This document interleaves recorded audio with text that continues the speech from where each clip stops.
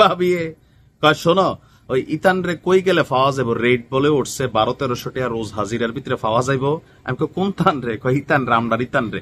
আমি ভাবছি আমার এলাকায় অনেকে আছে দৈনিক মজুরিতে কাজ করে, কেন ক্রিকেটার ক্রিকেটার।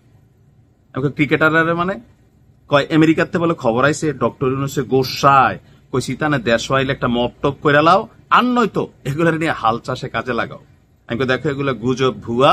তবে বাংলাদেশের মানুষের গতকালকে পাকিস্তানের সাথে হারার পরে মানে বিশ্বাস করেন, আমি শুধু ফেসবুকে ঢোকার পরে বাঙালির কাছে যে কি অভিনব অভিনব আইডিয়া আছে সেইটাই আমি দেখলাম। আমারও ইচ্ছা করছে উত্তর কোরিয়ার কিম জং উনের মতন একটু ব্যাখ্যা দিয়ে আসি।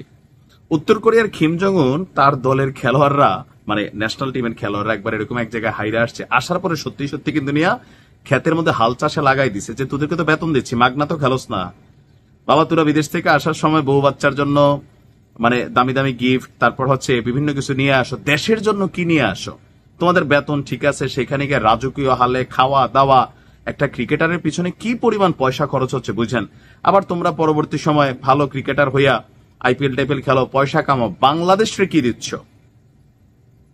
পাকিস্তানের সাথে বাংলাদেশের এই হার বাংলাদেশের ক্রিকেট প্রেমীরা কোনোভাবে মেনে নিতে পারতেছে না। তবে আমি মাইনা নিছি, কেন? কেন এতে খেলাই দেখি নাই, আমি জানি হারবে ভাই, বিশ্বাস করেন।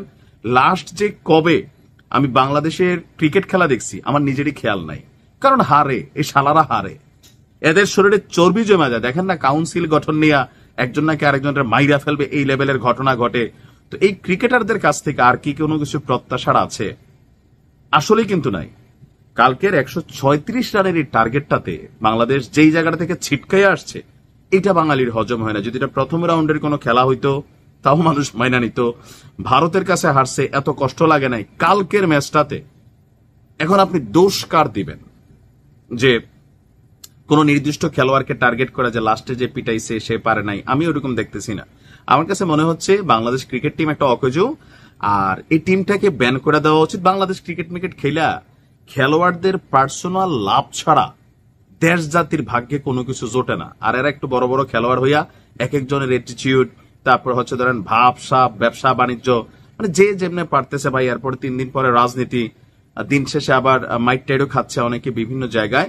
সো আমার কাছে মনে হয় বাংলাদেশ জাতীয় ক্রিকেট দল বাংলাদেশে আসার পরে আমরা যে নিউজটা, এটা হচ্ছে একটা কাল্পনিক নিউজ, বাট এরকম হলে নিশ্চয়ই আপনারা খুশি হইতেন যে আমেরিকা থেকে রাগের ছোটে ডক্টর ইউনূস সবাই বরখাস্ত করে দিছে। হেডলাইন এটা দিছি আর কি, মানে মনে হয়েছে যদি এরকম হইতো, অথবা উপদেষ্টা আসিফ যেভাবে ইশরাকের মেয়র পদ আটকা দিছে, এরকম যদি একটা ঘোষণা টোষণা দিয়া যে দেশে আসলে সবগুলারে নিয়ে রংপুর টংপুর, হ্যাঁ পরিচিত এলাকা, ওদিকে নিয়ে হাল চাষ টাল চাষ করাইতো, ভালোই লাগতো। কেমন লাগতো যে ধরেন আমাদের কেন্দ্রীয় টিম হাল চাষ করতেছে, আগাছা বাঁচতেছে, আর রংপুরের স্থানীয় কৃষকরা ডাকতেছে বাহে, ভালোই লাগতো নাকি? তবে ডক্টর ইউনূস এমন কোনো সিদ্ধান্ত নেন নাই, বাট নিলে আমি খুশি হব। কারা কারা খুশি হবেন কমেন্টে জানাইতে পারেন।